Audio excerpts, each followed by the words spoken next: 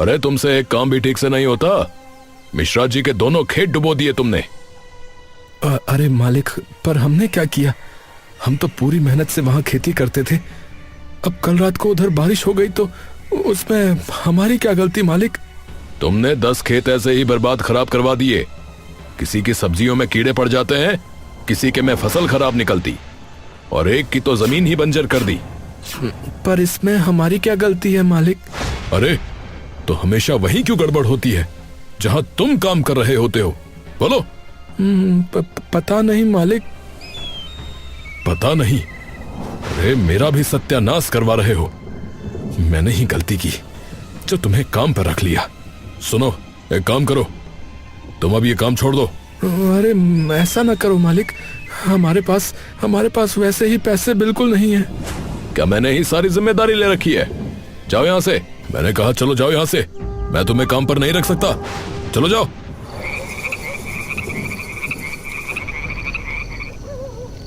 दोनों भाई कड़कती ठंड की शाम में वापस अपने छोटे से टूटे घर में लौट आते हैं। भैया आप क्या करेंगे? पता नहीं भाई, अब तो किस्मत का इतना बुरा प्रकोप आन पड़ा है कि कोई अपनी दुकान के आसपास भी नहीं खड़ा होने देता है कि कहीं उनकी दुकान ही ना बंद हो जाए। भैया अब फिर से कल जाकर के काम ढूंढना पड़ेगा।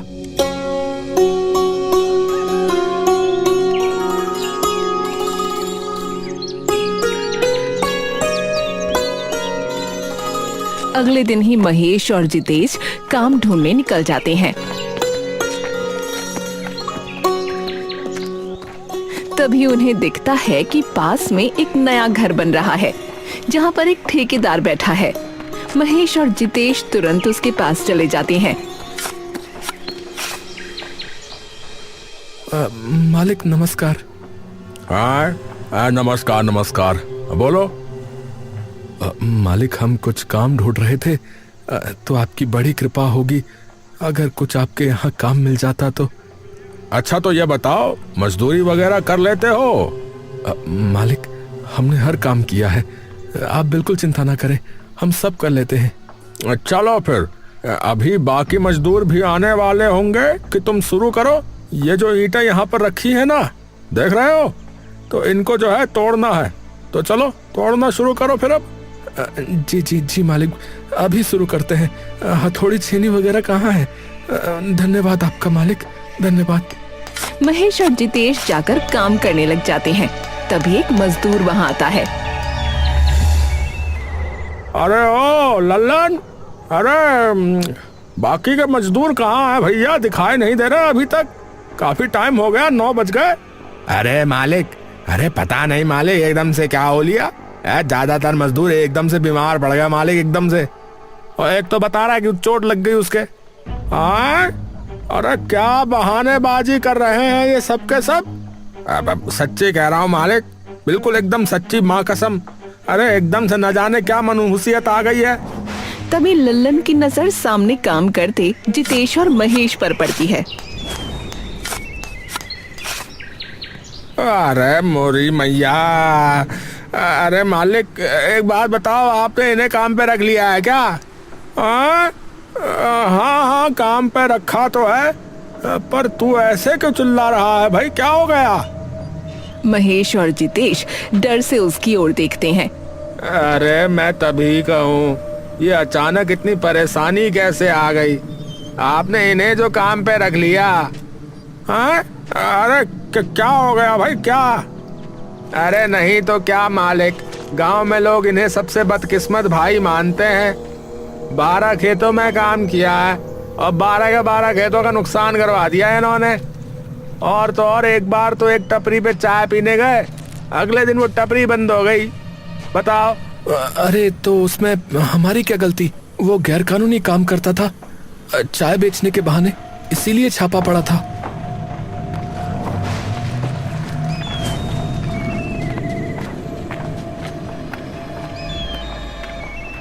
ओ भाई तुम निकलो, कहीं हमारे काम में भी परेशानी ना आ जाए।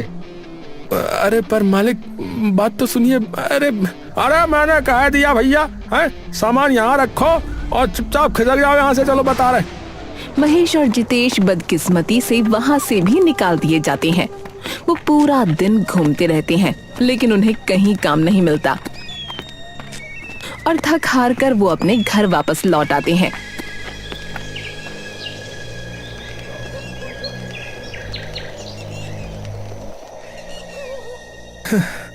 इतने पैसे तक नहीं है कि नया कंबल खरीद सके। अरे भाई, अब तो इन्हीं फटे पुराने कंबलों से खुद को ढकना होगा रे। महेश और जितेश उन कंबलों को ओढ़कर सो जाते हैं लेकिन थोड़ी ही देर बाद वहां एक भयंकर तूफान आ जाता है जिसकी आवाज से दोनों भाइयों की नींद खुल जाती है। अरे भैया भैया, ये क्या हो रहा है? इतनी तेज हवा और इतनी ठंड लग रही है। अरे शायद तूफान आया है रे बाहर। तभी उन्हें दिखता है कि घर की छत पर आई दरार और बढ़ जाती है और तभी छत का एक टुकड़ा टूटकर नीचे गिर पड़ता है। अरे छोटे निकल यहाँ से। अरे ये तो पूरी छत ढहने वाली है। और एक काम कर, अपने साथ कंबल ले ले भाई।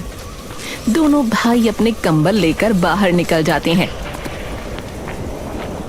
जैसे ही वो दोनों घर के बाहर निकलते हैं पूरी की पूरी छत धड़ाम से नीचे गिर पड़ती है जिसे देख दोनों भाई कांप उठते हैं। हे भगवान, बाल बाल बचे। अरे बच तो गए हैं, पर अब इतनी ठंड में जाएंगे कहाँ? मेरे तो हाथ ही जम रहे हैं रे ठंड से। अरे थोड़ी देर भी अगर यहाँ रहे तो ठंड से यहीं जम जाएंगे, बता रहा हूँ। भैया एक काम करते हैं ना, फिलहाल के लिए जंगल में चले जाते हैं, वहीं आग वाग जला के बैठ जाएंगे और क्या। और कंबल तो है फिर हमारे पास। जंगल, हाँ सही कहा। चल जल्दी भाग। जितेश और महेश अब जंगल में चले जाते हैं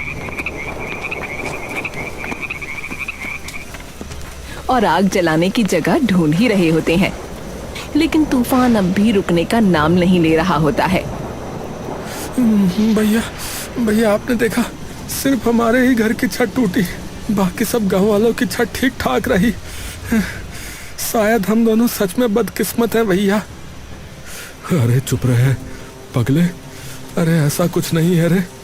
छत में तो पहले से ही कई दरारें आ रखी थी और हमारे पास उसको पक्का कराने के पैसे ही कहाँ थे रे। वो भी तो बदकिस्मती ही हुई ना भैया। अरे चुप हो जा। बापू क्या कहते थे, याद नहीं है तुझे? हैं क्या कहते थे वो, कि किस्मत के भरोसे कभी नहीं बैठते हैं। हाँ, क्या पता किस्मत तुम्हारे भरोसे बैठी हो। हमारा काम बस कर्म करना है। सुना नहीं गीता में भगवान कृष्ण ने क्या कहा था? है? फल देने वाले भगवान हैं, वो सब देख रहे हैं और आज नहीं तो कल हमें हमारी मेहनत का फल जरूर मिलेगा। देख लेना भाई। दोनों भाई आगे बढ़ने लगते हैं। तभी उन्हें दिखता है सामने एक पेड़ के पास एक बूढ़ी औरत पड़ी हुई है।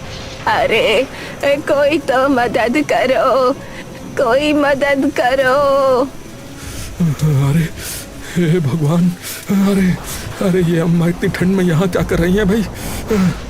दोनों भाई दौड़ते हुए उसकी तरफ जाते हैं। अरे अम्मा, अरे क्या हुआ? यहाँ क्या कर रही हो ऐसी आंधी और इतनी भयंकर ठंड में? अरे कुछ हो जाएगा। जितेश और महेश तुरंत उन्हें अपने कंबल से ढक देते हैं।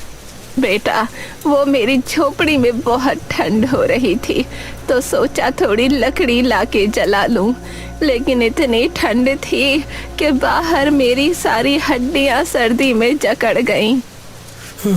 अरे अम्मा, हमें बताओ फिर आपकी झोपड़ी कहाँ है? हम आपको वहीं छोड़ कर आते हैं। बस यही है बेटा। जितेश तभी उस बुजुर्ग औरत को अपनी गोद में उठा लेता है। अम्मा, आप मुझे बताते जाना रास्ता। अच्छा ठीक है बेटा। जितेश और महेश भरी ठंड में कांपते हुए उस बुजुर्ग औरत को अपने कंबल देकर उसे अपनी गोद में उठाकर उसकी झोपड़ी की तरफ बढ़ने लगते हैं। बेटा, भगवान सच्चे दिल वालों की हमेशा सुनता है और तुम्हारा दिल बहुत सच्चा है, ये मैं देख सकती हूँ।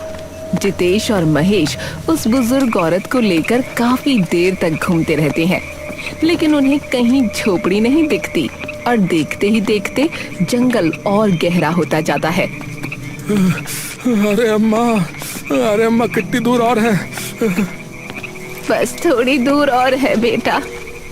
जितेश और महेश काफी देर तक उस बुढ़िया को लेकर यूं ही चलते रहते हैं। सामने वो घनी झाड़ी दिख रही है बेटा, बस उसी के पीछे है। जितेश और महेश उस झाड़ियों को पार करके जैसे ही बाहर निकलते हैं, उन्हें दिखता है सामने एक बड़ी सी झोपड़ी है। जितेश बुढ़िया को नीचे उतार देता है।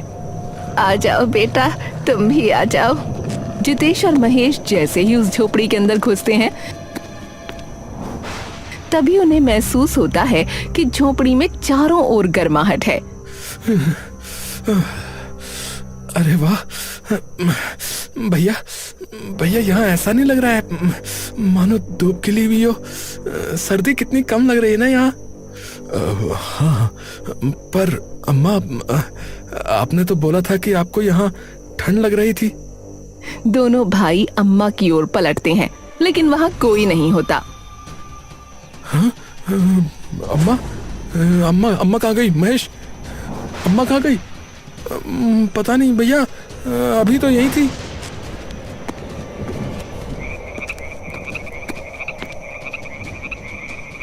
दोनों भाई बाहर निकलकर देखते हैं, लेकिन आसपास बस अंधेरा होता है। हाँ, कहाँ गई अम्मा? तभी उनके सिर के ऊपर से चांद की रोशनी में एक सफेद कबूतर उड़ता जाता है। जिसका मन पूरी तरह से सच्चा है, उसका बसेरा इस जगह पर पक्का है। क्या था ये? अरे अम्मा ने भी तो यही कहा था ना कि हमारा मन सच्चा है। दोनों भाई वापस उस घर के अंदर चले जाते हैं। भैया, इसका मतलब वो कोई जादुई अम्मा थी। इसका मतलब ये भी है कि ये घर हमारे लिए है। मुझे नहीं पता भाई, पर आज रात के लिए यहीं रुक जाते हैं, क्योंकि अगर बाहर रहे तो इस सर्दी में हम बच नहीं पाएंगे। जितेश और महेश सामने रखी अलमारी खोलते हैं, जहां नए कंबल और गद्दे रखे होते हैं। अरे महेश, ये देख, ये तो बिल्कुल नए हैं रे। हैं? क्या बात कर रहे हो भैया? ये क्या हो रहा है? अरे भाई, अब जो भी हो रहा है उसे भगवान का आदेश मान के स्वीकार कर ले छोटे, वरना तो अब तक हमारा बुरा हाल हो चुका होता। दोनों भाई वो गद्दे बिछाकर उन नए कंबलों को ओढ़कर वहीं सो जाते हैं।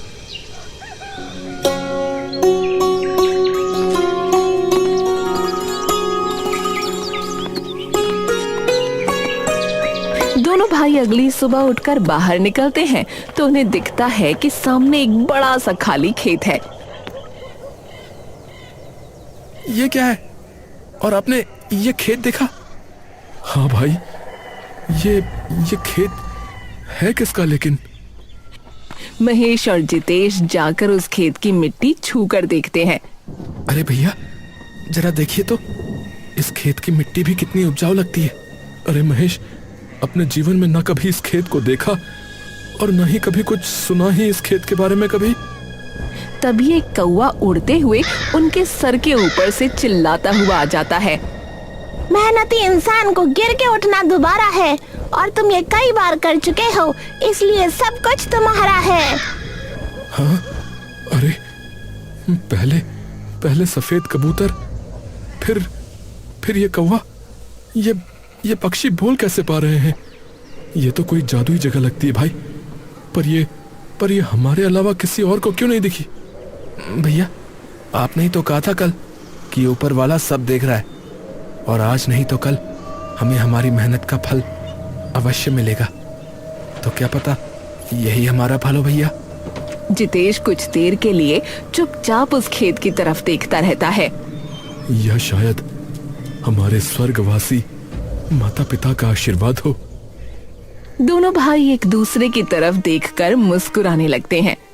अरे भैया, हम अब इतने बड़े खेत को जोतेंगे कैसे? अरे वाह, हाथ में खेत आते ही मेहनत भूल गया। अरे भगवान ने सिर्फ मौका दिया है छोटे, पर इस मौके का फायदा हमें अपनी मेहनत से उठाना पड़ेगा ना। सही कहा भैया, बिल्कुल सही कहा। दोनों भाई उसी दिन से उस खेत में मेहनत करना शुरू कर देते हैं और हर दिन अपनी पूरी जान उस खेत में झोंक देते हैं। और देखते ही देखते उनकी मेहनत रंग लाने लगती है। वाह भैया, देखो पूरा खेत हरा भरा हो चुका है फसलों से। हाँ भाई, इतनी फसल उगी है कि इसे बेच दे तो 2 साल का खर्चा निकला है। हाँ भैया, सब भगवान की कृपा है भैया। कहाँ लोग हमें मनहूस कहते थे, और देखो ना, हमने अपना इतना बड़ा खेत खड़ा कर दिया। हारे छोटे, मन के जीते जीत है और मन के हारे हार। और कुछ सालों तक दोनों भाई यूं ही मेहनत से उस खेत में काम करते रहते हैं। देखते ही देखते अब उनके पास खूब सारे पैसे जमा हो जाते हैं। अरे वाह भैया वाह, तुम दोनों भाइयों ने कमाल कर दिया भैया।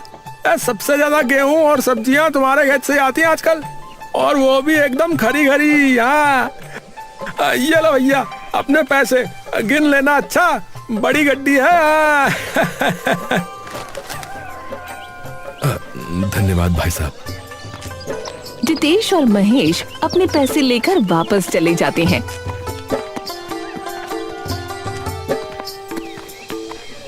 दोनों भाई कुछ देर के लिए उन गरीबों की ओर देखने लगते हैं।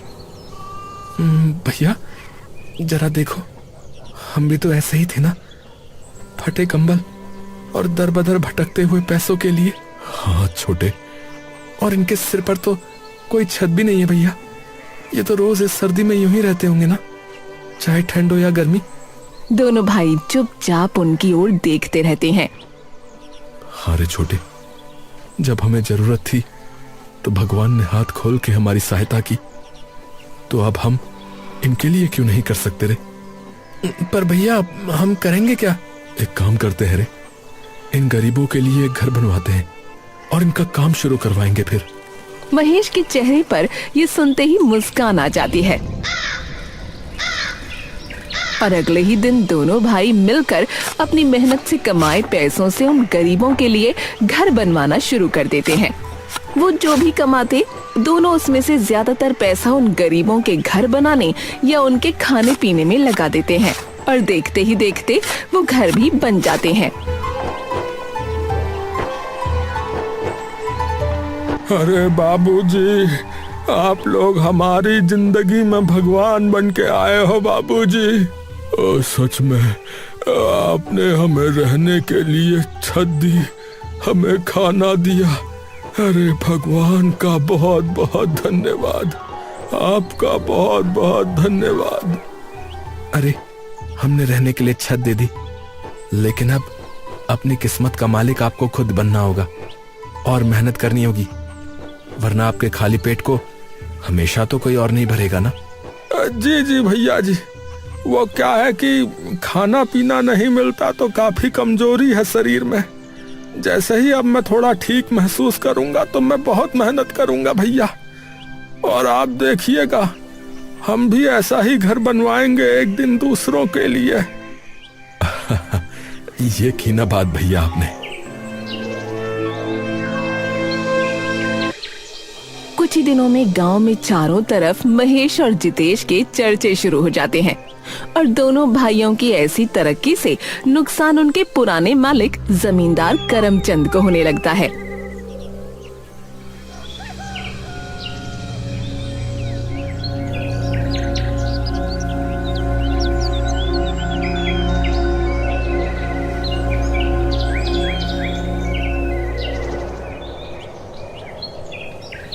मालिक माफ कीजिएगा, अब हम आपके यहाँ काम नहीं कर पाएंगे।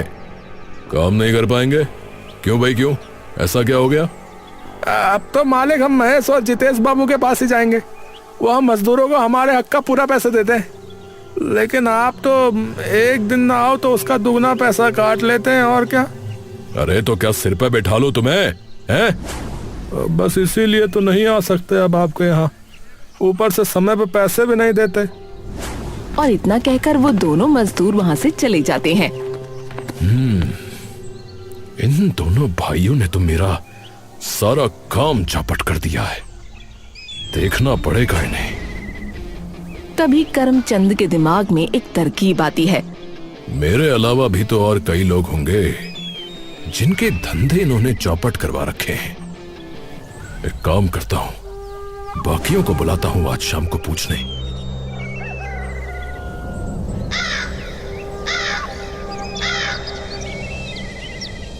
अरे भाइयों, अरे मैंने आप सबको यहां बात करने के लिए बुलाया है। अरे उन दोनों भाइयों के बारे में। अरे भाई पूछो मत कि मंडी में सब्जी वालों ने हमसे सब्जी लेना बंद कर दिया है। अरे भाई, उन्होंने वहाँ एक गरीब की परचून की दुकान खुलवा दी, बताओ हैं? और उसके चक्कर में मेरी ग्राहकी कम हो गई, बताओ। अरे भैया, आपने ये सब राम कहानी सुनाना कम करो। ये बताओ कि इन दोनों भाइयों का आप करना क्या है? अरे इनका जो सबसे बड़ा खेत है या जिसके बारे में सब बात करते रहते हैं, मैं तो कहता हूँ वहां चल के देखते हैं एक बार कि वहां ऐसा क्या उगा रहे हैं लोग जो डेली इनका माल बाजार में आता है। हाँ, ये बात तुमने ठीक कही। तो चलो फिर अभी के अभी। पर यहाँ किसी को पता है उसके खेत के बारे में? अरे मेरे खेत में काम करता था वो, क्या नाम था उस लड़के का? पारस। वो वहीं काम करता है। तो एक काम करते हैं, उससे चल के पूछते हैं, उसे पता होगा। सब लोग तुरंत पारस के घर चले जाते हैं।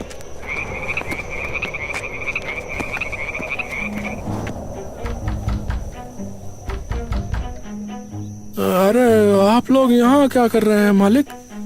अरे भाई पारस, अरे सुनो भाई। अरे भाई वो जिनके यहाँ तुम काम करते हो, उन दोनों के खेत वेत कहाँ है भाई? मैं नहीं बताऊंगा जमींदार जी, नहीं बताऊंगा।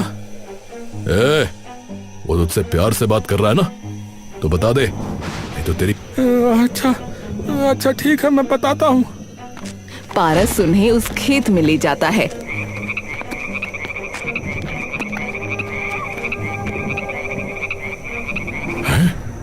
अरे बाप रे, ये इतना बड़ा खेत कहाँ से आया? अरे पता नहीं भैया। अरे मालिक, काम तो करेंगे ही, यहाँ हमारी इज्जत जो होती है। उन्होंने पता नहीं कितने गरीबों को घर दिया है, कितनों के काम शुरू करवाए हैं, गांव के कितने ही लड़कों और लड़कियों को पढ़ाया है। जाओ तुम यहाँ से। पारस वहाँ से चला जाता है।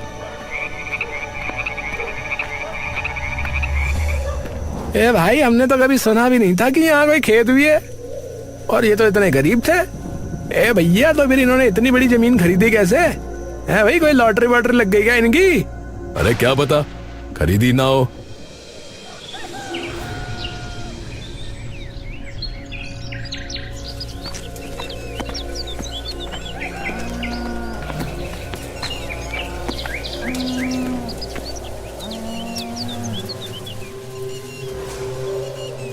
अरे ये क्या है भैया? पता नहीं छोटे, चल के पूछते हैं। जितेश और महेश उनके पास जाते हैं। अरे आप लोग हमारे खेत में क्या कर रहे हो? तुम्हारा खेत? अबे तुम्हारा खेत कब से है ये तो मेरा खेत है। क्या? ये क्या बकवास है? अरे तो तेरा है तो जरा कागज दिखाना फिर कि ये खेत तेरा है। ये सुनते ही दोनों भाई चौंक जाते हैं। कैसे कागज? अरे इस जमीन के कागज, जिससे यह साबित होता हो कि ये जमीन तुम्हारी है। नहीं, ऐसे तो कोई कागज नहीं है। तो फिर ये जमीन तुम्हारी कैसे हुई भाई? अरे पर हम पिछले 5 सालों से यही खेती करते आ रहे हैं। तो मतलब पिछले 5 सालों से गैर कानूनी तरीके से यहाँ काम कर रहे हो? अबे मैं तो कहता हूँ निकलो यहाँ से, वरना ये जो लोग मेरे पीछे खड़े देख रहे हो ना, वो तुम्हारा ऐसा हाल करेंगे कि तुमने सोचा भी नहीं होगा। अभी इन लोगों से जिद बहस करने का कोई फायदा नहीं है छोटे। फिलहाल के लिए चलते हैं और सोचते हैं कि क्या करना है। महेश उन लोगों की तरफ गुस्से से देखता है। तुम लोगों को ये लगता है ना कि हम कुछ नहीं करेंगे, तो ये तुम्हारा वहम है। अरे हाँ, कर लिया तुमने कुछ। चल निकल अब यहाँ से। दोनों भाई वहां से वापस चले जाते हैं। सुबह से शाम हो जाती है और करमचंद अभी भी बाकी लोगों के साथ वहीं होता है। इनका कोई भरोसा नहीं है कि ये कब वापस यहाँ पर आ जाए, तो कुछ दिन यूं ही रहना पड़ेगा, समझे? तभी सामने से कई सारे चमगादड़ उड़ते हुए आते हैं और उनके सर पर गोल गोल मंडराने लगते हैं। जिसके मन में धन का पाप, ये जगह लगाए उस पे श्राप। सभी लोग डरकर इधर उधर देखने लगते हैं। अबे ये कौन बोल रहा है? अबे मुझे नहीं पता। ये चमगादड़ बोल कैसे रहे? कोई जादू टोना तो नहीं हो रहा? तभी उन लोगों को दिखता है कि उनके चारों तरफ से गांव के सारे लोगों की भीड़ लिए आ रही है।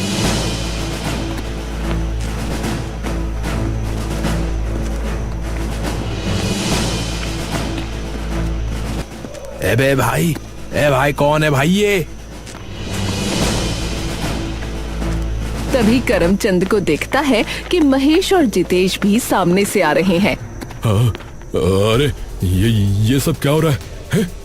वो सभी लोग चारों तरफ से उन सभी को घेर लेते हैं। अरे क्यों आए हो? हमारा हक वापस लेने। मैंने कहा था ना कि तुम्हारा वहम है कि हम कुछ नहीं करेंगे। अरे पर ये जमीन तुम्हारी है ही नहीं, तो इस बात के लिए तुम्हें जेल भी हो सकती है, हाँ समझे? पर अब ये जमीन हमारी है। करमचंद जी, अरे पटवारी जी, जरा सामने तो आइए। उस भीड़ में से पटवारी निकल कर आता है, जिसके हाथ में कई सारे कागज हैं। ये रहे कागज इस जमीन के। अरे ये कैसे हो सकता है? नहीं, अरे तुमने एक ही दिन में ये सब हो सकता है। अरे ये गलत है। तभी भीड़ में से एक पुलिस वाला निकल कर आता है, जो पता नहीं कितने सालों से मजदूरों के हक का पैसा खाते आ रहे हैं, जबरदस्ती लोगों की जमीन हड़प लेते हैं। लेकिन इन्होंने जो है गरीबों को काम दिया है, खाना दिया है, और मुझे एक गरीब के बेटे को पढ़ाया लिखाया, जिसकी वजह से ही मैं आज यहाँ पर हूँ। समझ में आ गई बात? और ये मत भूलो, गांव का हर गरीब किसान और वो आदमी इनके पीछे खड़ा है जो बेईमानी में नहीं, मेहनत पर भरोसा रखता है। तो तुम अभी के अभी जो है यहाँ से निकल जाओ, बता रहे हैं, वरना सोच लो कि इतने सारे लोग मिलके तुम्हारा क्या हाल करेंगे। अरे भाई कालू, अबे यार, मुझे लग रहा है यहाँ पर भीड़ भारी हो गई है। एक काम कर, पहाड़ में जाए जमींदार, इसके 250 रुपए वापस कर और खिसक ले बेटे यहाँ से, वरना बेमतलब में मारे जाएंगे। क्या समझा? सभी तुरंत वहां से भाग जाते हैं और उनके पीछे बाकी जमींदार और करमचंद भी तुरंत वहां से निकल जाते हैं।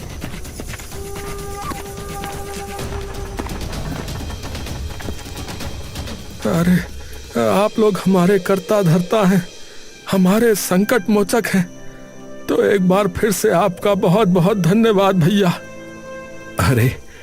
अरे आप लोग मुझे धन्यवाद क्यों कर रहे हैं? आप लोग अभी भी नहीं समझे क्या?